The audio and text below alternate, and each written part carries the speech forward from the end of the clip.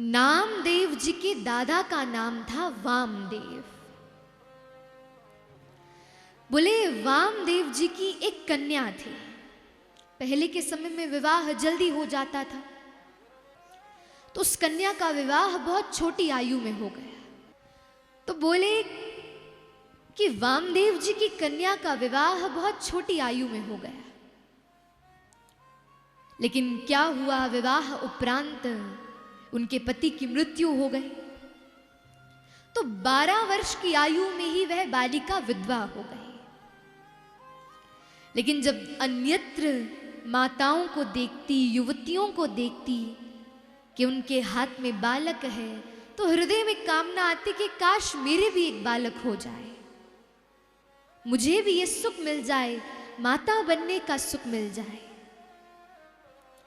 तो वामदेव जी की पुत्री ने नित्य प्रति पूजन करना, भगवत आराधना करना, सेवा करना प्रारंभ कर दिया। किस उद्देश्य से? कि मुझे एक ऐसे बालक की कामना है जो आपकी भक्ति में सदैव तल्लीन रहे, ऐसा भगवत भक्त चाहिए। काफी समय हो गया भगवत भक्ति करते करते, तो बोले तभी ठाकुर जी ने अपनी शक्ति से उस बालिका के गर्भ में एक शिशु को दे दिया। कालांतर में 1 कान 2 कान खबर फैली कि बालिका गर्भस्थ है। जैसे ही पता चला तो वामदेव जी दुखी होकर अपनी पुत्री के पास आए। बोले पुत्री, ये सब कैसे हुआ?